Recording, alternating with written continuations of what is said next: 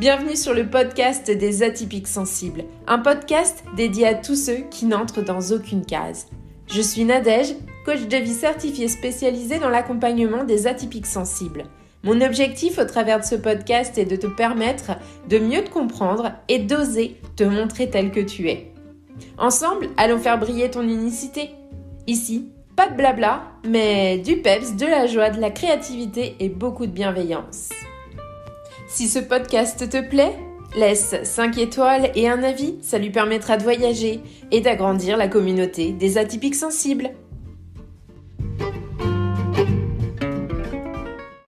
Bienvenue dans l'épisode 71 du podcast des atypiques sensibles. Alors aujourd'hui, on va aller voir une question qui revient de plus en plus souvent au fil des années. Au début, je l'entendais très peu, mais maintenant, beaucoup de personnes sensibles se posent cette question. Est-ce que je suis hypersensible ou est-ce que je suis neuroatypique ? Alors, c'est pas une mode, c'est soutenu par vraiment des avancées scientifiques, une meilleure compréhension du cerveau et surtout, c'est le vécu de milliers de personnes qui se sont longtemps senties à côté de la société, à côté des autres, comme si finalement ils avaient été un peu lâchés sur une mauvaise planète. Alors, dans cet épisode, on va parler de tout ça, de ce côté hypersensibilité, neuroatypie, pourquoi autant de personnes sensibles doutent de leur fonctionnement. Et pour ça, j'avais envie de m'appuyer sur des travaux de recherche, des travaux d'auteurs, et puis sur mon expérience du terrain auprès des atypiques sensibles, pour vous aider à comprendre vraiment, sans vous enfermer dans une étiquette.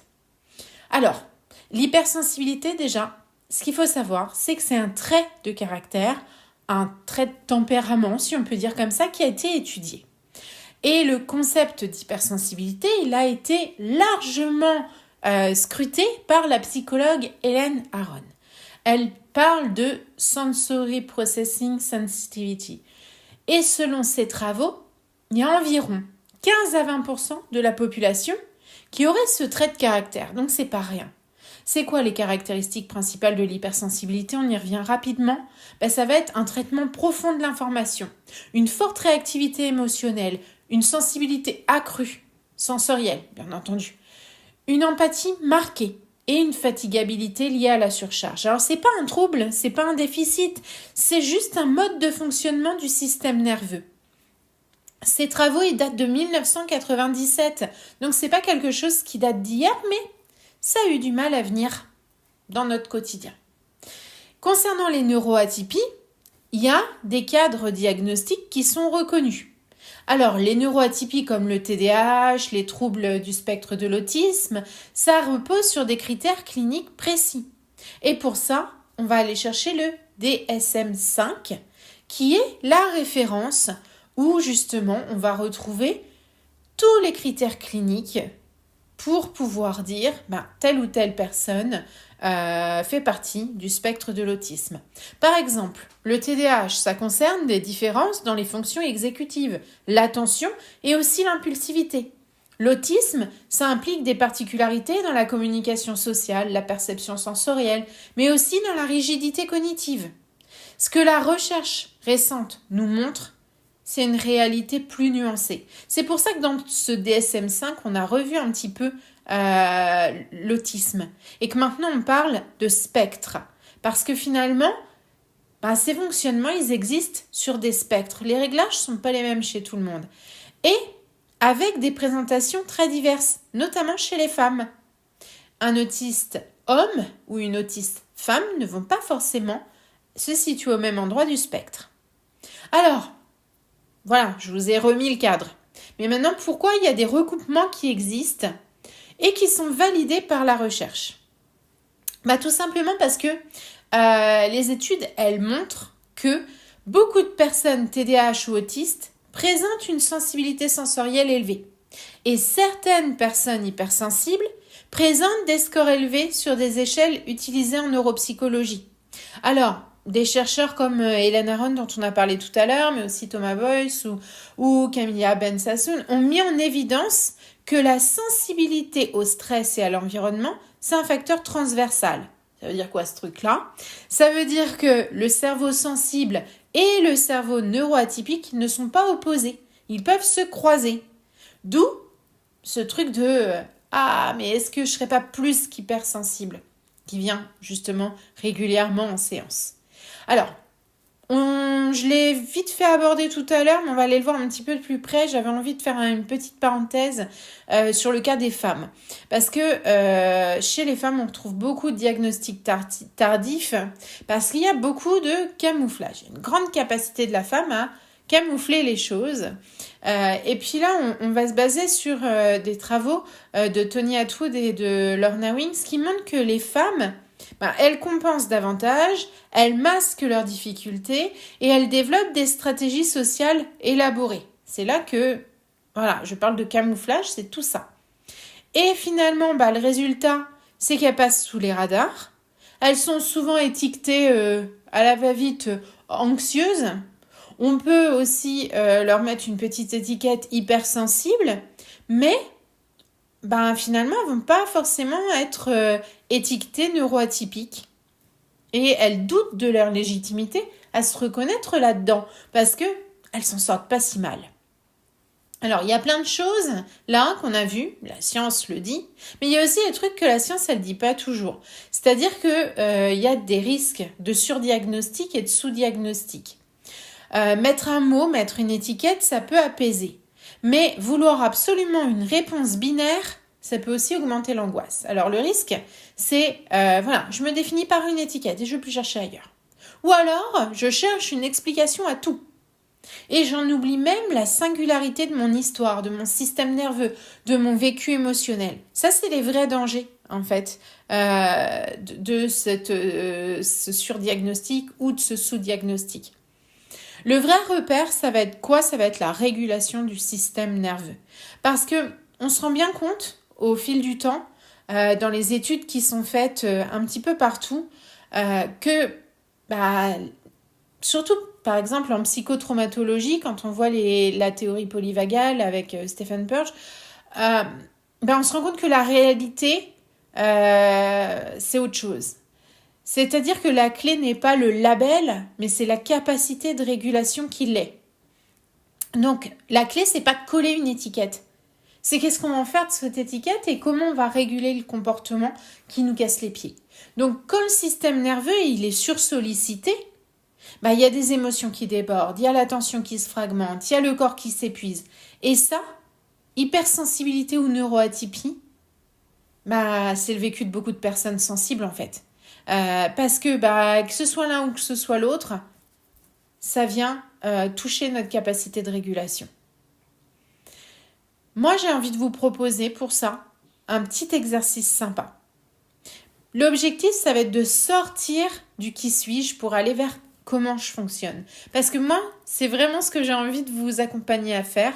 Et pour ça, je vais vous demander de vous poser tranquillement, de vous installer et de prendre 5-6 minutes, là, maintenant. Si vous ne pouvez pas les prendre, faites pause et revenez plus tard. On va s'installer, on va décroiser les jambes, décroiser les bras. Et on va prendre une grande inspiration par le nez. Et on va expirer lentement par la bouche.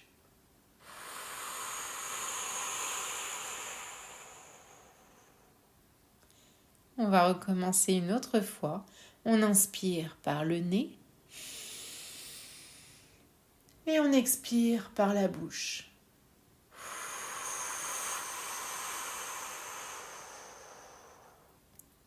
Une dernière fois. On inspire par le nez. Et on expire par la bouche.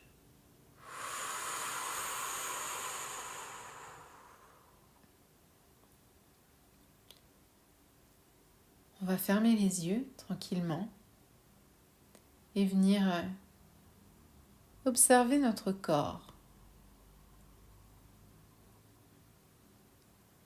Qu'est-ce qui là tout de suite pèse?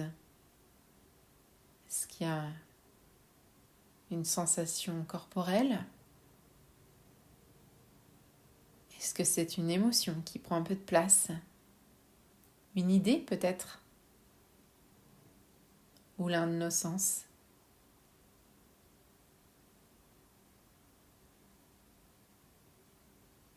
Prenez le temps. Observez ce qui se passe à l'intérieur de vous.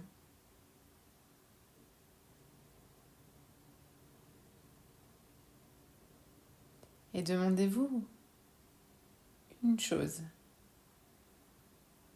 Comment, là maintenant, vous pourriez apaiser ce qui s'exprime un peu trop fort? Quelle est cette petite chose que vous pourriez mettre en place juste après avoir écouté ce podcast?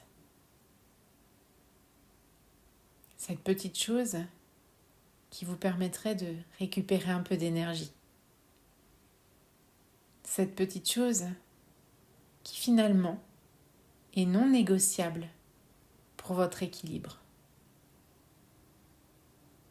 Parfois, on veut aller chercher loin, mais la première idée est toujours la bonne, même si elle n'a pas grand-chose à voir avec notre problème de départ. Et je vous invite à répéter après moi, tranquillement. Mon fonctionnement n'est pas à réparer. Il est à comprendre et à respecter.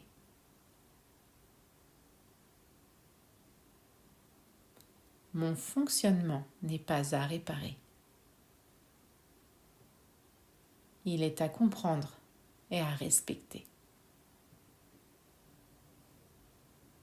Vous pouvez prendre un petit temps pour revenir ici et maintenant. Commencez par bouger les doigts, les orteils, les jambes, les bras. Vous étirez si vous en ressentez le besoin. Et puis vous allez pouvoir réouvrir les yeux pour continuer cette journée. N'oubliez pas une chose, que vous soyez hypersensible, neuroatypique, les deux, ou autrement singulier, singulière, votre vécu, il est réel. Et la science, elle l'aide à comprendre, mais la science, elle avance petit à petit, elle découvre, elle comprend. Elle nous aide, mais elle ne fait pas tout. C'est l'écoute de soi qui permet vraiment de s'apaiser. Et parfois, arrêter de chercher ce que l'on est permet enfin de vivre comme on fonctionne. Je vous souhaite de passer un bon moment avec vous-même. Je vous dis à très vite pour un nouvel épisode et n'oubliez pas, si cet épisode vous a parlé, vous a touché, partagez-le autour de vous. Envoyez-le par mail, par message, partagez-le sur vos réseaux sociaux. C'est ce qui permet à ce podcast de grandir. N'oubliez pas de laisser un avis, 5 étoiles, si le cœur vous en dit. À très vite pour un prochain épisode.